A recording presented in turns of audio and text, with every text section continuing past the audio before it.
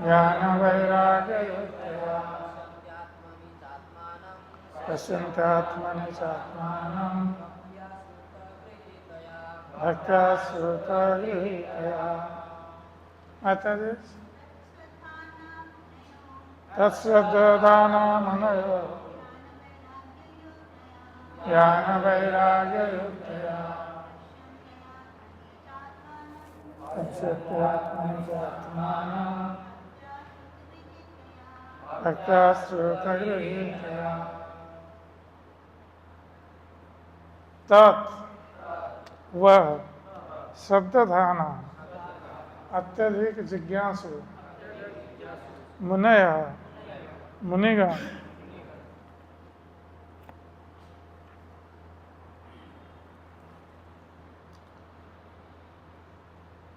ज्ञान ज्ञान वैराग्य संन्यास युक्तया से समन्वित पश्यन्ति देखते हैं आत्मनि अपने में च तथा आत्मानं परमात्मा को भक्त्या भक्ति से श्रुत वेद से गृहीतया भली भंति ग्रहण किया गया।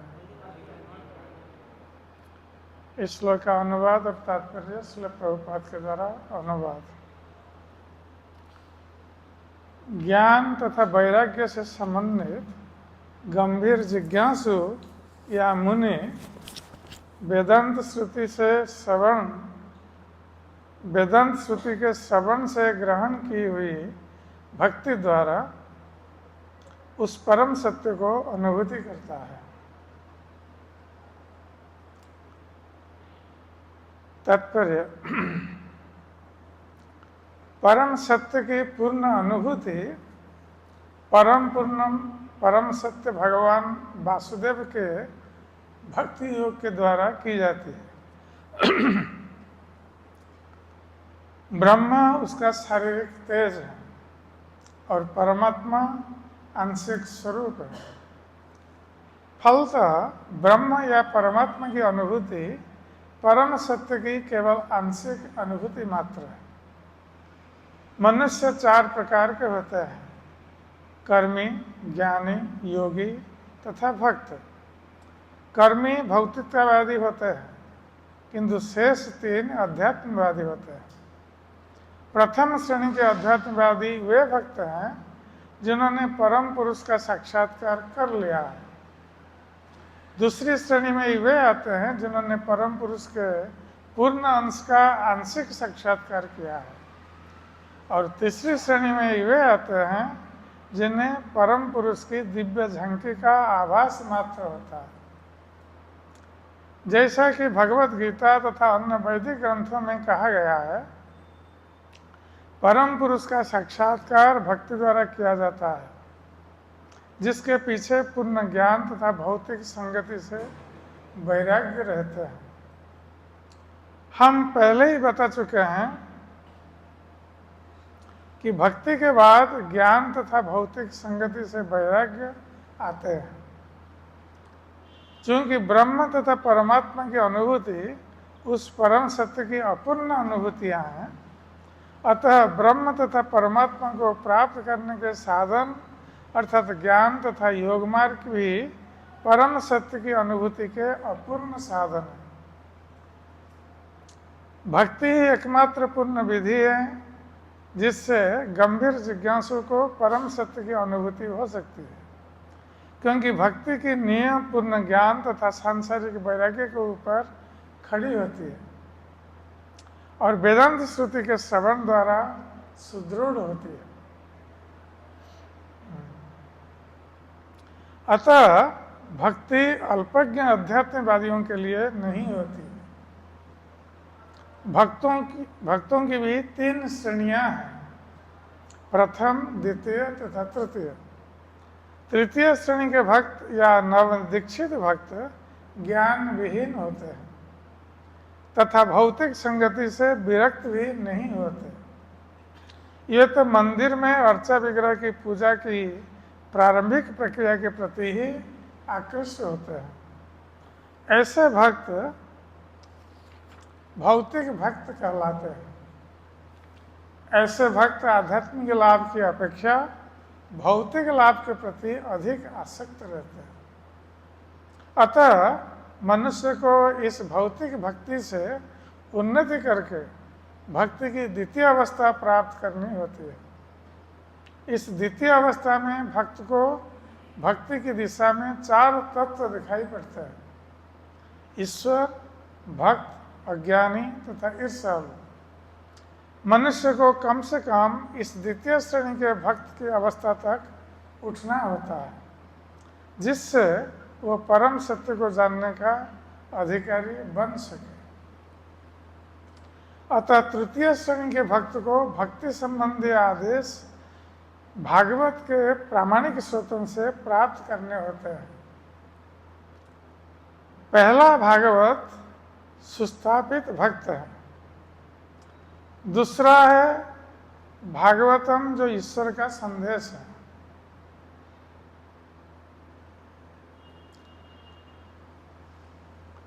अतः तृतीय श्रेणी के भक्त को भक्ति के उपदेशों की शिक्षा लेने के लिए किसी सच्चे भक्त के पास जाना होता है। ऐसा भक्त कोई व्यवसायी व्यक्ति नहीं होता जो भागवत को व्यापार समझकर अपनी जीविका कमाता हो। ऐसे भक्त को सूत गोस्वामी जैसा सुखदेव गोस्वामी का प्रतिनिधि होना चाहिए और उसे समस्त जनता के चतुर्दिक कल्याण के लिए भक्ति संप्रदाय का उपदेश करना चाहिए। नवदीक्षित भक्त को प्रामाणिक व्यक्तियों से सुनने में तनिक भी रुचि नहीं रहती। ऐसा नवदीक्षित भक्त अपनी इंद्रिय तृप्ति हेतु किसी व्यवसायिक व्यक्ति से सुनने का दिखावा करते हैं। इस प्रकार के श्रवण तथा कीर्तन से सारा मामला बिगड़ चुका है। अतः इस दोषपूर्ण विधि के प्रति अत्यंत सतर्क रहने की आवश्यकता है। भगवत गीता या श्रीमद् भागवत में निहित भगवान के दिव्य संदेश निसंदेह दिव्य विषय है, किंतु तो भी किसी व्यावसायिक व्यक्ति से उन्हें ग्रहण नहीं करना चाहिए, क्योंकि वह उन्हें उसी प्रकार विषक्त कर देता है जिस प्रकार सर्प अपनी जीभ के स्पर्श मात्र से दूध को विषाक्त कर देता है। अतएव निश्चल भक्त को चाहिए कि उपनिषद, वेदांत जैसे वैदिक साहित्य को तथा पूर्ववर्ती आचार्यों तथा गोस्वामियों द्वारा छोड़े गए अन्य साहित्य को अपनी उन्नति के लिए सुने। ऐसे साहित्य का श्रवण किए बिना सच्ची उन्नति नहीं हो सकती। बिना श्रवण किए तथा आदेशों का पालन किए बिना भक्ति का प्रदर्शन व्यर्थ है और यह भक्ति के पथ में अवरोध जैसा है। अतएव जब तक श्रुति, स्मृति, पुराण या पंचरात्र प्रमाणों जैसे सिद्धांतों पर भक्ति स्थापित न हो, तब तक भक्ति के ऐसे प्रदर्शन को त्याज्य समझना चाहिए। अवैध भक्त को कभी भी शुद्ध भक्त की मान्यता नहीं दी जा सकती। वैदिक साहित्य से ऐसे संदेशों को आत्मसात करके अपने भीतर अंतर्यामी परमात्मा को निरंतर देखा जा सकता है। यह समाधि कहलाती है। ओम ज्ञानतिमिरान्धस्य ज्ञानाञ्जनशलाकया चक्षुरुन्मिलितं येन तस्मै श्रीगुरवे नमः। श्रीचैतन्यमनोभीष्टं स्थापितं येन भूतले स्वयं रूपकदा मह्यं ददाति स्वपदान्तिकम्। वन्देऽहं श्रीगुरो श्रीयुतपदकमलं श्रीगुरुं वैष्णवंश श्रीरूपं शक्रजातं सगणरघुनाथ नितन्तं सजीवम्। साद्वैतं सावधूतं परिजनसहितं कृष्णं चैतन्यदेवं श्रीराधाकृष्णपादान् सहगणललिता श्रीविशाखान्वितं च हे कृष्ण करुणा सिंधु दीनबंधो जगत्पते गोपेश गोपिकाकांत राधाकांत नमस्तुते तप्त कंचन गौरंगी राधे वृंदावनेश्वरी विषवानुसुते देवी प्रणमामि हरिप्रिये वंशाकल्पतरुभ्यश्च कृपा सिन्धुभ्येव च पतितानां पावनेभ्यो वैष्णवेभ्यो नमो नमः नमो महावदन्नाय कृष्णप्रेमप्रदायते कृष्णाय कृष्णचैतन्य नाम्ने गौरतिसे नमः जय श्री कृष्ण चैतन्य प्रभु नित्यानंद श्री अद्वैत गदाधर शिवासादि गौरभक्तवृंद हरे कृष्ण कृष्ण कृष्ण हरे हरे हरे राम राम राम हरे हरे हरे कृष्ण कृष्ण कृष्ण हरे हरे हरे राम राम राम हरे हरे हरे कृष्ण कृष्ण कृष्ण हरे हरे हरे राम राम राम हरे हरे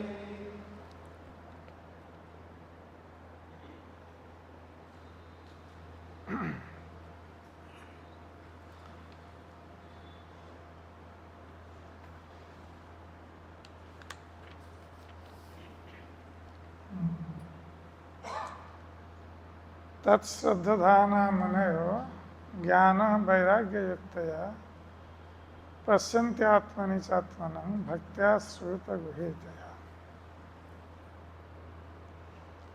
तो श्रीमद् भागवत के इस श्लोक में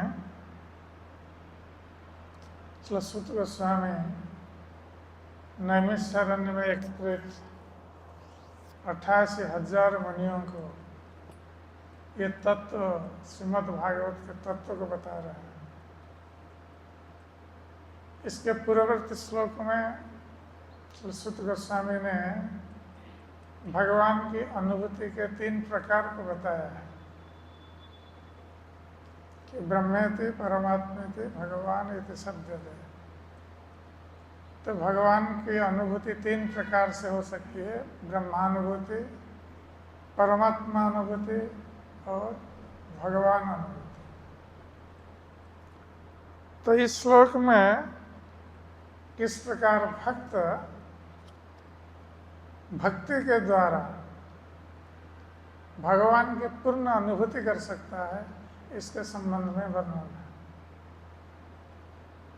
इसलिए प्रभुपाद जी अपने तात्पर्य में बताते हैं कि भगवान की पूर्ण अनुभूति केवल भगवान की भक्ति से ही संभव है, किंतु अन्य जो 2 प्रकार की अनुभूति है, ब्रह्मानुभूति और परमात्मा अनुभूति, तो प्रभुपाद जी कहते हैं कि ये भगवान की अनुभूति के आंशिक रूप है। भगवान के आंशिक रूप ब्रह्म और परमात्मा, इसलिए ब्रह्म अनुभूति और परमात्मा अनुभूति ये पूर्ण अनुभूति नहीं हो सकती। केवल भगवत अनुभूति ही पूर्ण अनुभूति है। इसलिए प्रभुपाद जी तात्पर्य में कहते हैं कि 4 प्रकार के मनुष्य होते हैं। एक तो कर्मी होते हैं जो कर्म के ऊपर अधिक बल देते हैं, और ये अध्यात्मवादी नहीं होते हैं। कर्मी लोग ये कर्म को ही सब कुछ मानते हैं, कर्म ही भगवान, तरह तरह का नारा देते हैं आजकल कर्म के ऊपर। तो ये कर्मी लोग कर्म करते हैं और इनके कर्म का उद्देश्य है इंद्रिय तृप्ति। तो इंद्रिय तृप्ति प्राप्त करने के लिए कठोर परिश्रम करते हैं और वे लोग सोचते हैं कि यही भगवान है, यही सब कुछ है, इसके अतिरिक्त और कुछ नहीं संसार। इसलिए ये लोग कभी अध्यात्मवादी नहीं हो सकते जिन लोगों की इस प्रकार की मनोवृत्ति है। किंतु अन्य 3 प्रकार के लोग हैं जिनको अध्यात्मवादी कहा जाता है। तो एक प्रकार के लोग हैं जो ज्ञानी हैं, जो योगी हैं, और तीसरे प्रकार के भक्त हैं।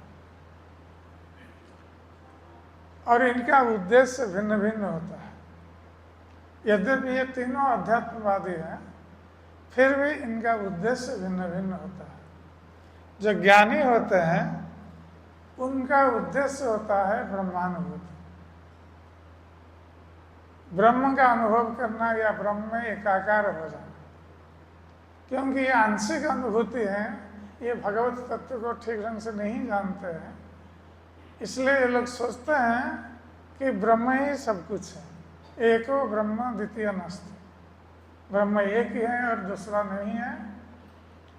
और सर्व खलिंदम ब्रह्म, सभी के हृदय में वही ब्रह्म है, इसलिए ब्रह्म में मिल जाना ही जीवन का उद्देश्य है, ब्रह्म में एकाकार हो। किंतु ये लोग नहीं जानते हैं कि ये ब्रह्म जो है, और ब्रह्म को किस रूप से देखते हैं? ज्योति स्वरूप। जो ब्रह्म अनुभूति करते हैं ये ब्रह्म के ज्योति स्वरूप देखते हैं, ज्योतिर्मय।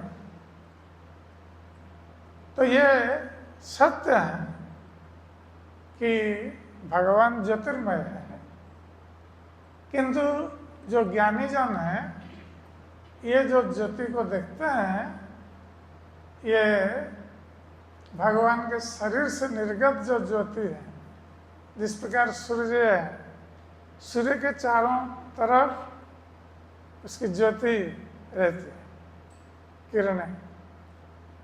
और यदि कोई उस ज्योति को ही सूर्य समझे, यद्यपि सूर्य और उनकी ज्योति में कोई भिन्नता नहीं है किरणों में, किंतु किरण जो सूर्य की किरणें हैं वो सूर्य नहीं है।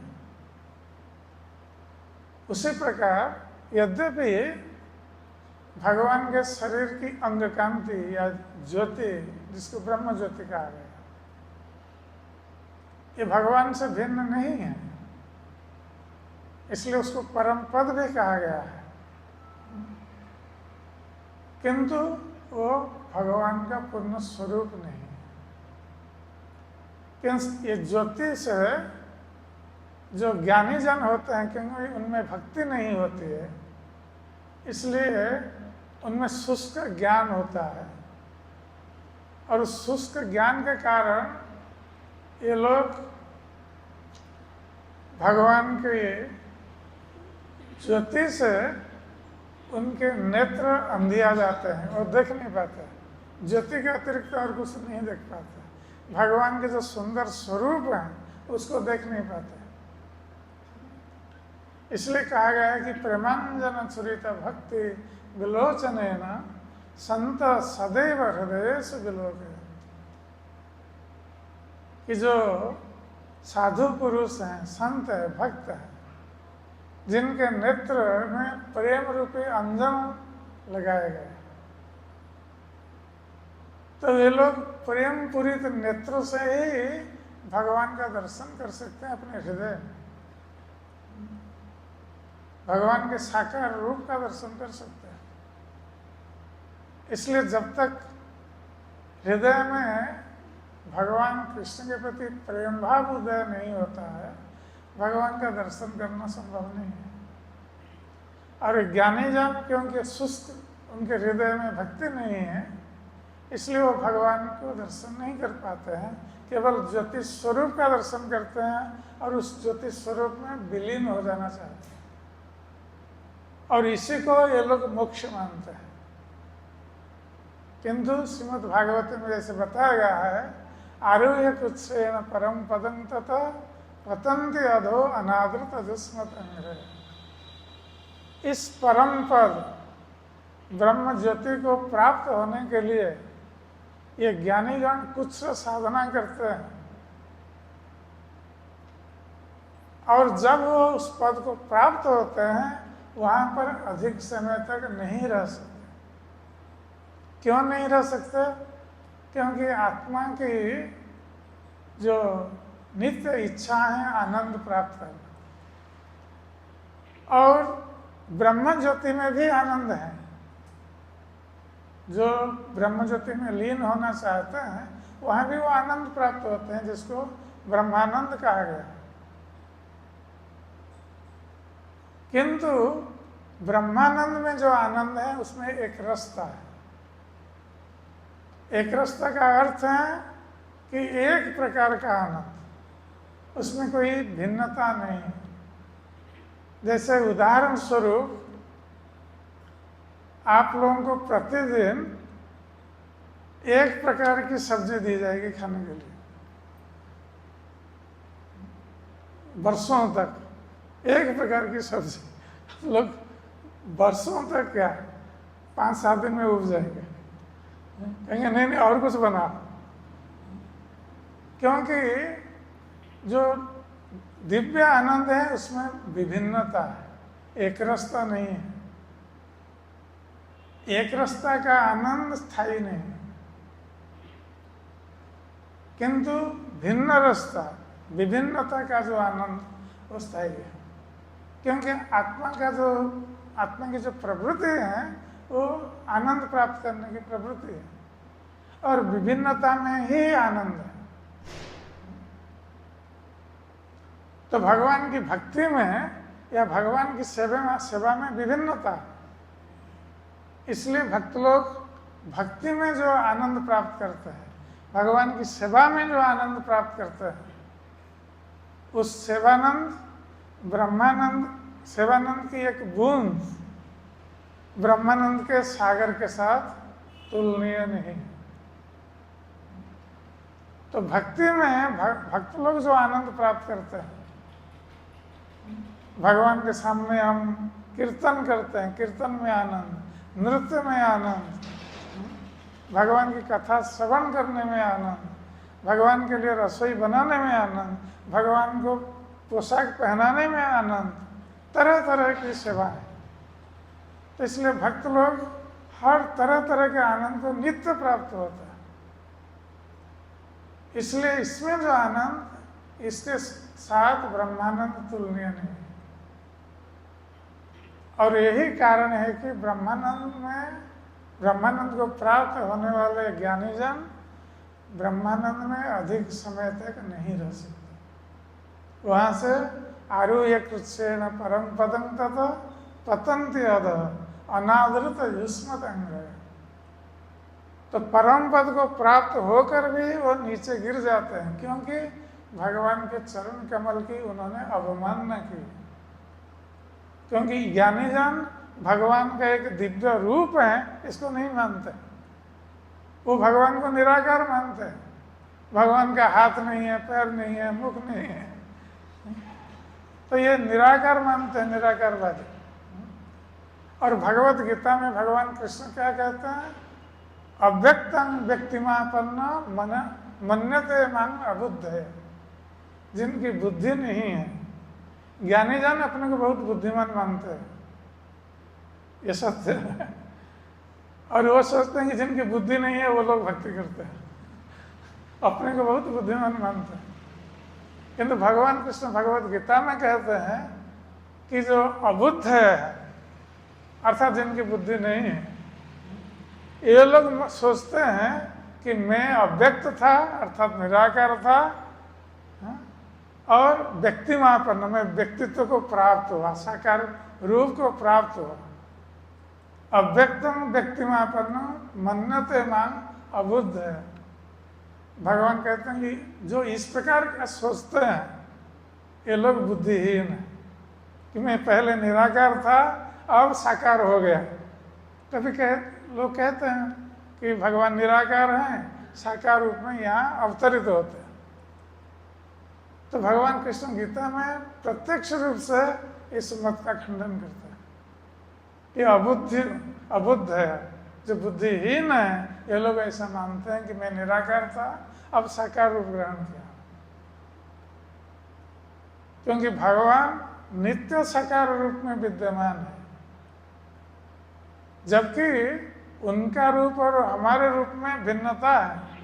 हमारा रूप भौतिक है, पंच महाभूत से बना हुआ शरीर है हमारा, किंतु भगवान का शरीर दिव्य है, दिव्य शरीर। यही अंतर है हमारे शरीर और भगवान के शरीर में। इसलिए भगवान दिव्य रूप में वो शरीर धारण करता है। इसलिए ब्रह्मा जी ब्रह्म संहिता में भी कहते हैं सच्चिदानंद विग्रह। कृष्ण को सच्चिदानंद विग्रह कहते हैं, सच्चित आनंदमय विग्रह। विग्रह का अर्थ रूप।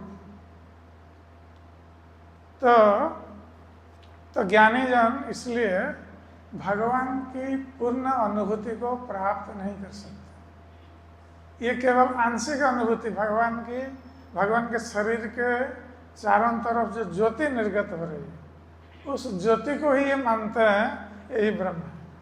ये भगवान के सुंदर रूप को देख नहीं सकते। इसलिए भगवान के प्रति जो अनुभूति है, इनकी आंशिक अनुभूति है, जो ज्ञानी जन है। अब हम योगियों के बारे में सोचेंगे कि योगी लोग भी योग साधना करते हैं। ये लोग आसन में बैठते हैं, प्राणायाम करते हैं, ध्यान धारणा समाधि आदि करते हैं मन को केंद्रित करने के लिए। योगियों का लक्ष्य होता है मन को केंद्रित करना, मन को संयमित करना और केंद्रित करना। किसमें? योगी लोग अपने हृदय में भगवान को परमात्मा के रूप में ध्यान करते हैं, जो परमात्मा सभी के हृदय में बैठे हुए हैं।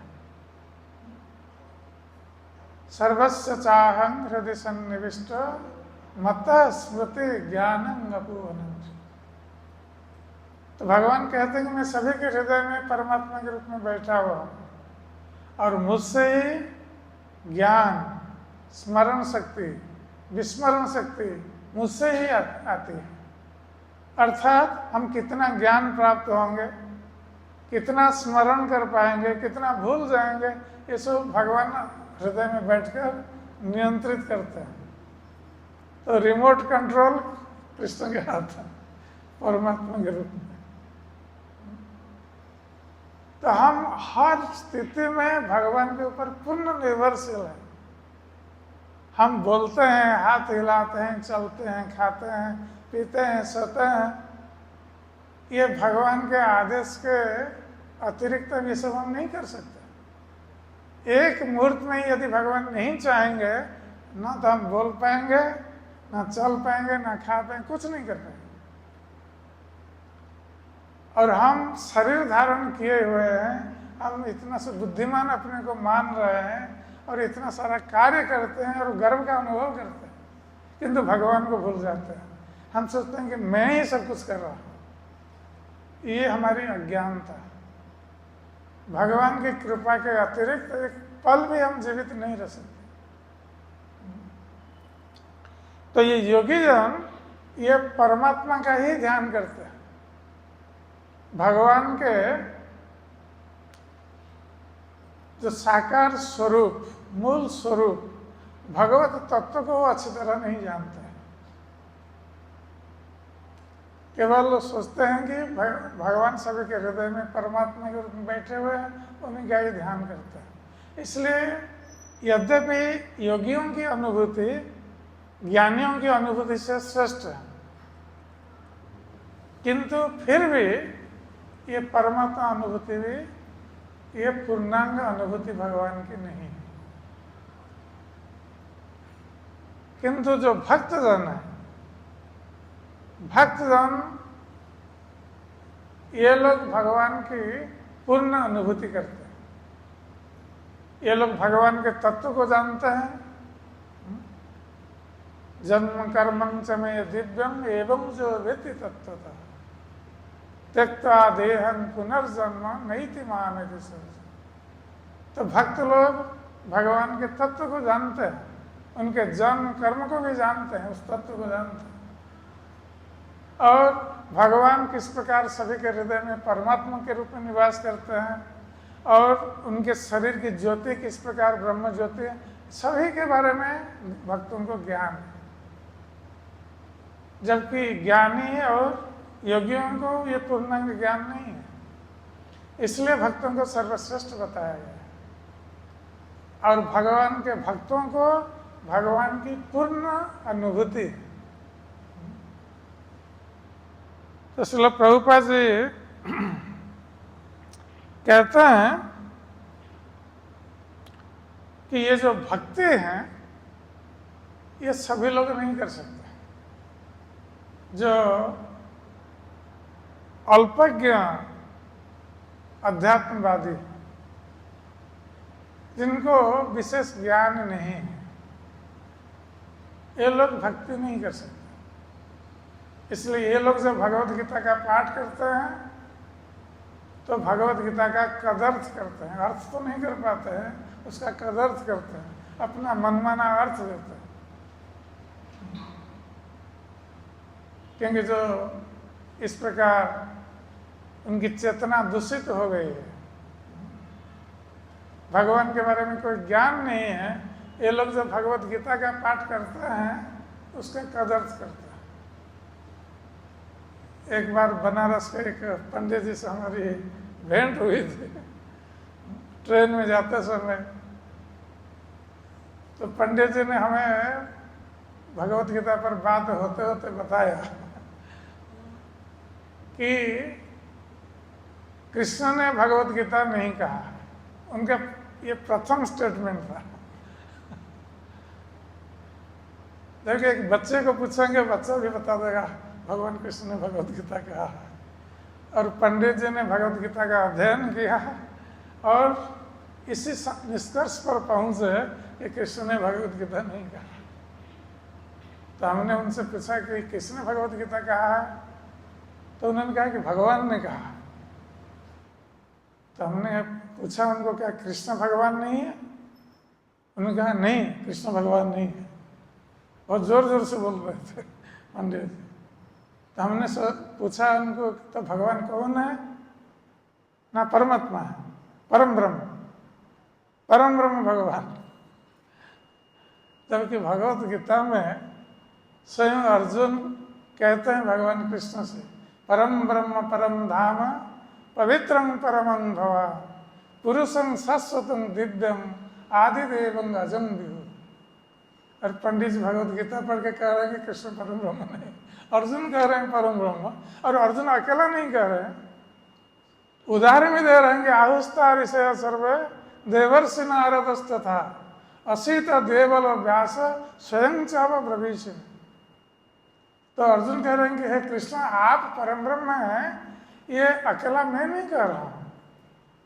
सारे मुनिगण, ऋषिगण, असीत देवल व्यास, ये सभी कह रहे हैं कि आप परम ब्रह्म हैं। और केवल मुनिगण नहीं कह रहे हैं, आप स्वयं भी कह रहे हैं कि आप परम ब्रह्म। और पंडित जी को ये पता चला गीता पढ़ के कि कृष्ण परम ब्रह्म नहीं। तो लोग इस प्रकार कदर्थ करते हैं क्योंकि उनकी चेतना, उनकी बुद्धि इस प्रकार दूषित हो गई है, क्योंकि वो भगवान के चरण में अपराध करते हैं। भगवान का रूप नहीं है, उनका हाथ नहीं है, पैर नहीं है, ये कहकर भगवान के चरण में अपराध करते हैं। और इस अपराध के कारण उनको ये ज्ञान प्राप्त नहीं हो पाता, भगवान को जान नहीं पाते। इसलिए भगवान ऐसे लोगों के सामने अपने को प्रकाशित नहीं करते। नाहम प्रकाश सर्वस योग माया समावृता। मैं सभी के सामने प्रकट नहीं होता हूँ, अपनी योग माया शक्ति के द्वारा अपने को आवृत करके रखता हूँ। इसलिए मूर्ख व्यक्ति भगवान को नहीं जान सकते। तो प्रभुपाद जी कहते हैं, तो केवल भक्त ही भगवान को जान सकता है। इसलिए भक्त की जो अनुभूति है वो श्रेष्ठ अनुभूति है, पूर्णांग अनुभूति है भगवान के संबंध में। पुनः प्रभुपाद जी बहुत सुंदर बात बोल रहे हैं अपने तात्पर्य।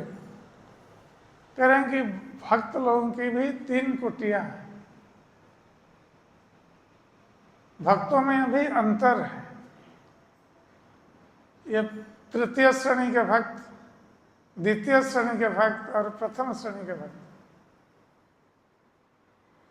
तो तृतीय श्रेणी के जो भक्त होते हैं उनको शास्त्रों का ज्ञान इतना नहीं होता है, और ये लोग केवल मंदिर में भगवान की पूजा अर्चना के प्रति आकृष्ट होते हैं, और उनको, ऐसे भक्तों को भौतिक लाभ के प्रति उनकी रुचि होती है। ये लोग सोचते हैं कि भक्ति के माध्यम से कुछ भौतिक लाभ प्राप्त हो जाए। कभी कभी लोग भक्त बनते हैं इसके लिए, चलो इस्कन में चले जाओ, वहाँ बहुत अच्छा खाना पीना सोना और बहुत कुछ सामान मिलता है, आराम से रहो, यहाँ बाहर इतना परिश्रम करना पड़ता है। तो ये भौतिक लाभ के लिए बहुत लोग आते हैं। तो एक तो भगवान के श्री विग्रह का आकर्षण है, वो ठीक है, किंतु ये लोग श्री विग्रह के आकर्षण के साथ साथ भौतिक लाभ भी चाहते हैं। भक्ति मार्ग में आए हैं, दीक्षा भी ले ली है, और वो लोग सोचते हैं कि दीक्षा लेने के बाद हमें पैसा कमाने के लिए लाइसेंस मिल जाएगा। तो कोई लोग आते हैं, हरिनाम दीक्षा हो गया, गुरु जी के पास जाते हैं, हमें ब्राह्मण दीक्षा दे दीजिए। क्यों ना, हम मंदिर में भगवान की सेवा करेंगे, पुजारी का काम करेंगे और कुछ पैसा कमाएंगे। तो पुजारी का काम भी करते हैं और कुछ पैसा भी कमाते हैं, तो काम चल जाता है। तो ये सब, ये जो प्रभुपाद कहते हैं कि ये भौतिकतावादी भक्त है, इसलिए भगवान के संबंध में इनका ज्ञान अपूर्ण है। ये भगवत तत्व को जानते हैं।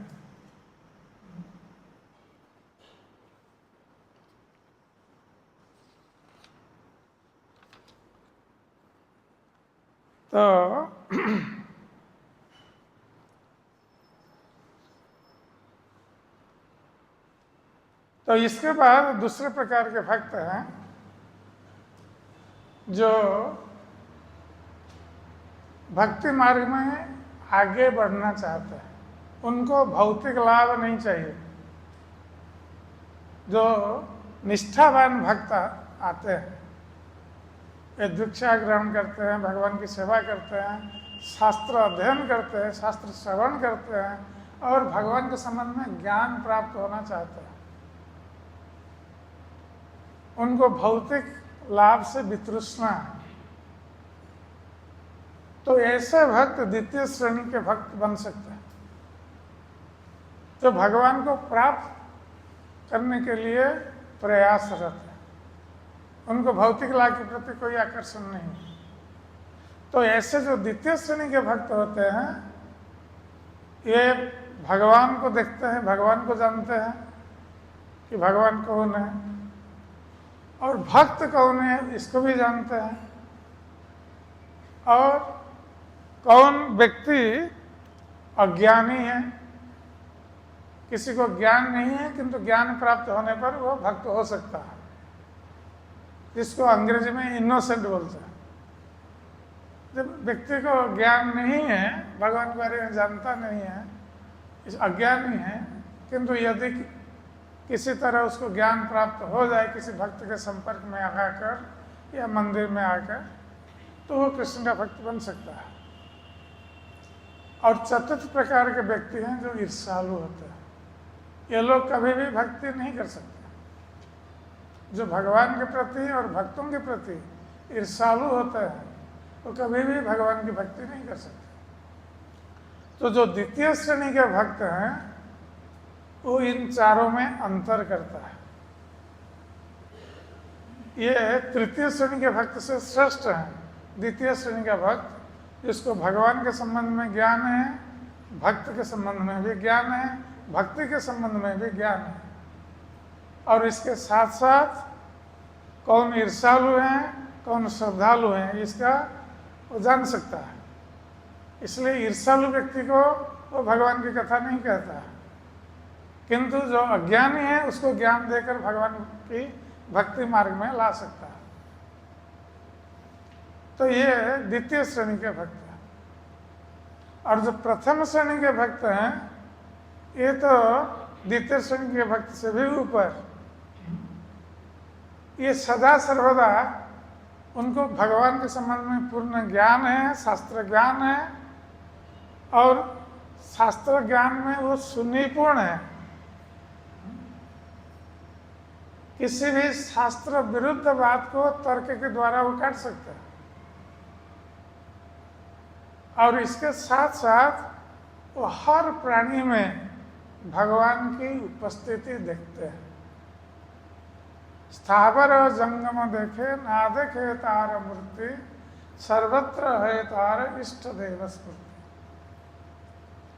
जो प्रथम कोटि के भक्त हैं वो जिस किसी को भी देखते हैं, कोई स्थावर जंगम अर्थात जो प्राणी नहीं चल सकता, जैसे वृक्षलता है और चलने वाले प्राणी हैं, जिस किसी को भी देखते हैं, सभी जीवों में, हर वस्तु में वो अपने आराध्य भगवान कृष्ण का ही दर्शन करते हैं।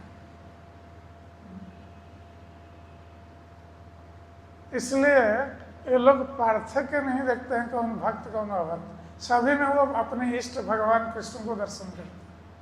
ये प्रथम श्रेणी के भक्त हैं। तो प्रभुपाद जी कहते हैं कि कम से कम जो तृतीय श्रेणी के भक्त हैं, नवदीक्षित भक्त, उनको द्वितीय श्रेणी के भक्त के स्तर तक कम से कम आना चाहिए। वो तृतीय श्रेणी में नहीं रहना चाहिए, या भौतिक लाभ के पीछे नहीं दौड़ना चाहिए। वो द्वितीय श्रेणी का भक्त बनना चाहिए, और द्वितीय श्रेणी का भक्त बनने के लिए उनको ज्ञान आवश्यक है। भगवान के संबंध में, भक्तों के संबंध में ज्ञान, और भौतिक वस्तुओं से वैराग्य। ज्ञान और वैराग्य ये दोनों आवश्यक है। तो जब भक्त द्वितीय श्रेणी का भक्त बन जाता है तो कम से कम वो भक्ति के स्तर को आ जाता है। और जब निष्ठा पूर्वक कोई भक्ति का आचरण करता है तो अपने आप उसमें ज्ञान और वैराग्य दोनों आ जाते हैं। भक्ति आचरण करने पर ज्ञान और वैराग्य आ जाता है। जस्य देवे परा भक्ति जथा देवे तथा गुरो तस्यैव कथित ऐसा प्रकाशन्ति महात्मा। हम केवल शास्त्र अध्ययन करके ज्ञान प्राप्त नहीं कर सकते। कभी कभी देखा जाता है कि लोग तरह तरह के शास्त्र अध्ययन करके अपने को बहुत बड़े ज्ञानी के रूप में प्रतिपादित करते हैं और प्रवचन करते हैं बहुत बड़े ज्ञानी के रूप में, और आशा करते हैं कि उनके प्रवचन से कुछ पैसा मिलेगा। पहले से कॉन्टैक्ट करते हैं कि कितना हम 7 दिन का भागवत कथा करेंगे, कितना पैसा में दोगे, कितना लाख। तो ऐसे लोगों से भगवान की कथा श्रवण से किसी को कोई लाभ नहीं होता। कोई एक भी व्यक्ति भगवान का भक्त नहीं बन सकता, क्योंकि जो भागवत कथा, भगवान की कथा कहकर पैसा कमाते हैं, उनकी भागवत कथा शुद्ध नहीं है।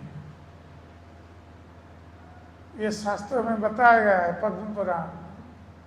सर्पोच्छिष्ट यथापय। इस प्रकार सांप दूध में मुख स्पर्श करने पर दूध विषैला हो जाता है। तो जो ये तथाकथित भागवत कथाकार हैं, जो भागवत कथा कह के पैसा लेते हैं, उनका उद्देश्य होता है श्रोताओं का मनोरंजन। और यदि भागवत कथा करके ये श्रोताओं का मनोरंजन कर सकते हैं तो उनके फॉलोअर्स में वृद्धि होती है। सभी कहेंगे हाँ ये वक्ता बहुत बढ़िया है, उन्हीं को बुला। और उनका डिमांड भी बढ़ जाएगा, उनका जो चार्ज है वो भी बढ़ता जाता है जब डिमांड बढ़ जाता है। तो ऐसे लोगों के मुख से जब भागवत कथा हम सुनते हैं तो ये लोग भगवान की कथा तो नहीं कहते हैं, लोगों का मनोरंजन के लिए कहते हैं। लोगों को जो अच्छा लगेगा वही कहते हैं। हम गोवर्धन में जब थे कि भागवत कथा का, गोवर्धन में भागवत कथा कर रहे थे, हम अपने आश्रम के ऊपर जप कर रहे थे और स्पीकर से आ रहा था उनकी कथा। तो हमने सुना कि वो भागवत कथाकार कह रहे हैं अपने जो श्रोता वर्ग को कि आपकी मृत्यु के पश्चात आप अभी जिस घर में जन्म लिए हैं, मृत्यु के पश्चात आप उसी घर में जन्म लेंगे, इसलिए आप अपने घर को सजाइए। तो हम सुनकर सोच रहे थे कि ये भागवत ज्ञान और वैराग्य की कथा कहते हैं। श्रीमद् भागवत में भगवान की कथा के माध्यम से ज्ञान और वैराग्य उत्पन्न होता है। और ये भागवत कथाकार श्रोताओं को अपने शरीर और घर के प्रति ये आसक्त करने के लिए प्रवचन करते हैं। ये लोग कैसे मुक्त होंगे भौतिक संसार से, भौतिक संसार के दुखों से मुक्त होंगे, शरीर के बंधन से मुक्त होंगे, ये शिक्षा नहीं दे रहे हैं। उनकी आसक्ति को और बढ़ा रहे हैं, ये घर के प्रति, परिवार के प्रति और इस संसार के प्रति। ये भागवत कथा। तो इसलिए कहा गया है कि ऐसे लोगों के मुख से जब भागवत कथा सुनी जाती है वो विष तुल्य हो जाता है। और ऐसे भागवत कथाकारों के मुख से भागवत कथा कभी भी नहीं सुननी चाहिए, चाहे हमें कितना भी अच्छा लगे। आजकल तो संगीतमयी भागवत कथा हो रही है, तो क्योंकि श्रोताओं को अच्छा लगेगा और लोग पहुंच जाते हैं हजारों की संख्या में। कोई एक भगवान का भक्त नहीं बनता। प्रभुपाद महाराज ने भागवत की कथा कही केवल आधे घंटे के लिए और लाखों लोगों को कृष्ण का भक्त बना दिया आधे घंटे के भागवत कथा में। ये है भागवत कथाकार की शुद्धता। यदि भागवत कथाकार में शुद्धता है, उसकी कथा में भी शुद्धता रहेगी और वो शुद्ध कथा जिसके हृदय में प्रवेश करेगी उसका हृदय भी शुद्ध हो जाएगा। इसलिए ये आवश्यक है हम किससे सुन रहे हैं। हमें ऐसे शुद्ध भक्तों से भगवान की कथा श्रवण करनी चाहिए। जिस किसी से श्रवण नहीं करना चाहिए कि कोई व्यक्ति बहुत शास्त्र अध्ययन करके बहुत पंडित है, वो बहुत अच्छा बोलते हैं, इसलिए हम जाएंगे उनसे सुनने के लिए नहीं। वस्तुतः जो गुरु कृष्ण के प्रति समर्पित हैं, जो भक्त गुरु कृष्ण के प्रति पूर्ण समर्पित है, उसके हृदय में भगवान की कथा स्फुरित होती है। जस्य देवे परा भक्ति यथा देवे तथा गुरु तस्यैव कथित ऐसा प्रकाशन्ते महात्मा। तो भगवान कृष्ण के प्रति, गुरु के प्रति जिसके मन में निष्ठापूर्ण भक्ति है, उसके हृदय में कृष्ण की कथा प्रकाशित होती है, चाहे वो पढ़ा लिखा हो या ना हो। इसलिए गौर किशोर दास बाबा जी महाराज पढ़े लिखे नहीं थे, किंतु प्रकांड विद्वान श्री भक्ति सिद्धांत सरस्वती ठाकुर के गुरु हुए, क्योंकि हृदय में भगवान की कथा प्रकाशित हो रही। इसलिए भौतिक शिक्षा भक्ति के लिए आवश्यक नहीं है। यदि किसके पास है अच्छी बात है, शिक्षा को हम लगा सकते हैं भगवान की सेवा में, किंतु भगवान की भक्ति करने के लिए भौतिक शिक्षा की आवश्यकता नहीं। केवल एकमात्र आवश्यकता है गुरु कृष्ण के प्रति निष्ठा। यदि गुरु कृष्ण के प्रति निष्ठा है, हृदय में ये भगवान की कथा स्फुरित हो, भगवान हृदय में बैठकर हमारे मुख से कहलाए। इसलिए प्रभुपाद जी कहते हैं कि पेशादार कथाकारों के मुख से भगवान की कथा कभी भी नहीं सुनना चाहिए। जो निष्ठावान भक्त है, कम से कम द्वितीय श्रेणी का भक्त, प्रथम श्रेणी का भक्त हो तो और अच्छा, तो उनके मुख से हमें भगवान की कथा श्रवण करनी चाहिए और नित्य प्रति श्रवण करनी चाहिए। भगवान की कथा श्रवण करनी चाहिए और उनके निर्देशना में, भगवान की सेवा में सदा सर्वदा लगे रहना चाहिए। तब हम तृतीय श्रेणी के भक्त से कम द्वितीय श्रेणी के भक्त तक पहुंच सकते हैं, और हम प्रयास करें तो प्रथम श्रेणी तक भी पहुंच सकते हैं। किंतु प्रभुपाद का ये कहना है कि कम से कम द्वितीय श्रेणी के भक्त बने तो हमारा जीवन सार्थक हो जाएगा, क्योंकि हम शुद्ध भक्ति तभी कर सकते हैं, और शुद्ध भक्ति में ज्ञान वैराग्य अपने आप आ जाता है। हरे कृष्ण। इसका कोई प्रश्न? हाँ, कुछ मैं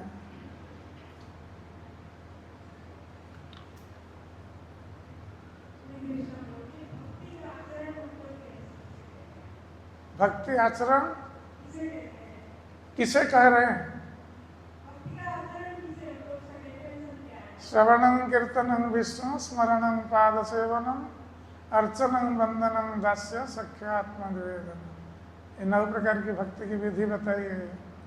भगवान की कथा श्रवण करना, भगवान की कथा कीर्तन करना, नाम कीर्तन करना, भगवान की अर्चना करना, भगवान का स्मरण करना 24 घंटे।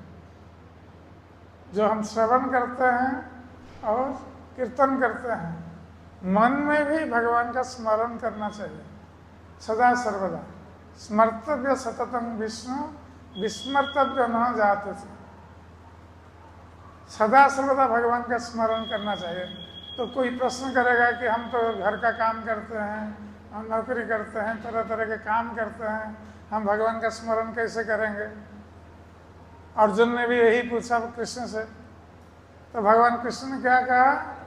तस्मात् सर्वेषु कालेषु मां अनुस्मर युद्धतु। हे अर्जुन, तुम सदा सर्वदा मेरा स्मरण करो, यहाँ तक कि युद्ध करते समय भी मेरा स्मरण। तो युद्ध करते समय अर्जुन कैसे स्मरण करेंगे भगवान का? तो अर्जुन उस युद्ध की क्रिया को भी जब तक भगवान को समर्पित नहीं करेंगे तो भगवान का स्मरण नहीं होगा। इसलिए हम जो कार्य करते हैं भौतिक संसार में, उस कार्य को ही समर्पित करते हैं भगवान के चरणों में। इसलिए वो कार्य भगवान का कार्य बन जाएगा और ये भगवान का स्मरण सरलता पूर्वक हो जाएगा। वृंदावन में सब गोपियाँ क्या करती थी? अपने घर का काम करती थी और कृष्ण का गाना गाती थी, लीला गान करती थी, कृष्ण का स्मरण करती थी। तो हम घर का काम करते हुए भी मुख से तो हरे कृष्ण महामंत्र गा सकते हैं, ये हमारा स्मरण हो जाएगा। हमें स्मरण करने का तरीका सीखना चाहिए, कैसे करना। हम प्रतिदिन घर पर हम पूजा कर सकते हैं, भगवान की प्रार्थना कर सकते हैं और भगवान की सेवा कर सकते हैं। तरह तरह की सेवाएं हैं और अपने को सदा सर्वदा नम्र रखकर कभी भी मन में अहंकार को स्थान नहीं देना चाहिए। अहंकार ही भक्ति मार्ग में पतन का मूल कारण है। जब हम नम्र बनेंगे तब हम भगवान के चरणों में अपने को पूर्ण रूप से समर्पित कर देंगे, नहीं तो समर्पण की भावना नहीं है। तो ये इतना यदि हम कर सकेंगे तो हम भक्ति करेंगे। इस्कॉन में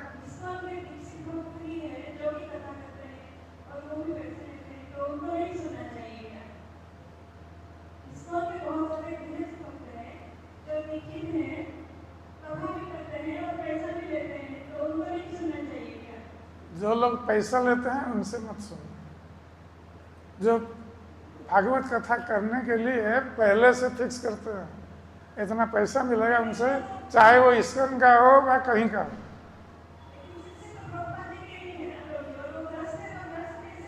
जो भी हो, जो भी हो, भागवत कथा कह करके पैसा लेना अपराध माना गया है शास्त्रों में। इसलिए पैसा के लिए हम भागवत कथा नहीं कर सकते। यदि पैसा के लिए करेंगे तो भागवत कथा में ये आ जाए मिश्रण, शुद्ध भागवत कथा नहीं हो। क्या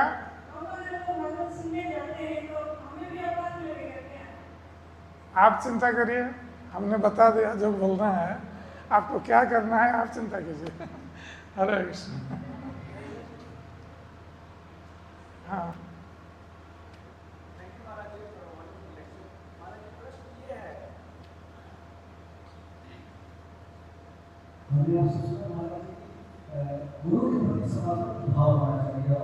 थोड़ा छोड़ के बोलिए, जाऊँ नहीं होगा।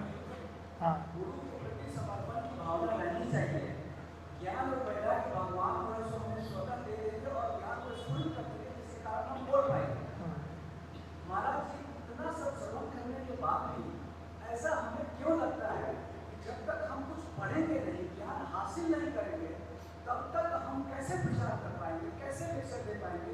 यद्यपि गुरु के प्रति समर्पण की भावना विकसित हो रही है या हम कर रहे हैं, फिर भी हमें ऐसा क्यों लगता है? हम ये नहीं करेंगे आप मत पढ़िए, पढ़ने के लिए हम मना नहीं कर रहे हैं, किंतु केवल ज्ञान प्राप्ति के लिए मत पढ़िए। पढ़ने का उद्देश्य भगवान के प्रति भक्ति में विकसित करना। यदि केवल ज्ञान प्राप्ति के लिए हम पढ़ेंगे, उसमें भौतिक कलमश आ जाता है। हम ज्ञान प्राप्त करेंगे तो मन में अहंकार आएगा, हम इतने ज्ञानी हैं, इतने सारे शास्त्र जानते हैं, तो ये भक्ति में बाधा है। पढ़ने के लिए कहीं मना नहीं करा, ये तो शास्त्र श्रवण करना, पढ़ना, ये तो हमारा नित्य कार्य है। किंतु हमें ज्ञानी बनकर दूसरों को दिखाने के लिए पढ़ना नहीं चाहिए। भक्ति के लिए, भगवान की वाणी का प्रचार के लिए हम पढ़ें, कोई दिक्कत नहीं, किंतु उस ज्ञान का उपयोग पैसा रोजगार के लिए नहीं, और दूसरों को भक्त बनाने के लिए, भक्ति का प्रचार करने के लिए होना चाहिए। तब हमारा ज्ञान शुद्ध ज्ञान हो, हम शुद्ध रूप से उस ज्ञान को वितरित कर सकें। अरे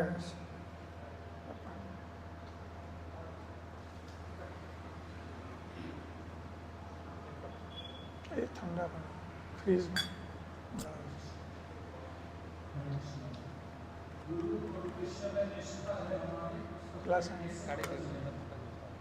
क्या हुआ? गुरु कृष्ण निष्ठा है, उसके क्या लक्षण है? गुरु और कृष्ण में निष्ठा है, इसका क्या लक्षण है? जब हम अपने को समर्पित करते हैं गुरु और कृष्ण के प्रति, तो उसमें क्या होता है? समर्पण की भावना से हम अपना सुख, अपने लाभ की कामना नहीं करते, केवल एकमात्र उद्देश्य होता है गुरु और कृष्ण को प्रसन्न करना। तो जिस भक्त में ये भाव है कि वो गुरु कृष्ण को प्रसन्न करना चाहता है, चाहे अपने को कितना भी कष्ट उठाना ना पड़े, तो हम उसी से समझेंगे कि वो समर्पित भक्त, स्वयं कष्ट सहन करके भी वो गुरु कृष्ण को प्रसन्न करने के लिए कार्य कर रहा है, सेवा कर रहा है। और जहाँ हमारे सुख की बात आ जाती है। गुरु कोई आदेश देते हैं करने के लिए शिष्य को, शिष्य सोचता है कि ये तो काम बहुत कठिन है, ये सब इतना कौन करेगा। गुरु महाराज ये नहीं हो सकता। कभी कभी भक्त लोग बोल देते हैं, गुरु महाराज ये बहुत कठिन काम है, ये नहीं हो सकता। यदि गुरु में बोलते हैं किसी को कोई सेवा करने के लिए, शिष्य बोल देगा नहीं हो सकता, तो उसी से पता चल गया इस समर्पित तो भक्त शिष्य नहीं। तो समर्पित शिष्य का लक्षण है कि वो गुरु कृष्ण को प्रसन्न करने के लिए सब कुछ करने के लिए भी प्रस्तुत रहेगा, चाहे कितना भी कष्ट सहन करना पड़े। हरे कृष्ण। ठीक है। जय ग्रंथराज श्रीमद् भागवतम की जय। श्रील प्रभुपाद जी महाराज की, गौर भक्त वृंद की, निताय गौर प्रेमानंदे हरि।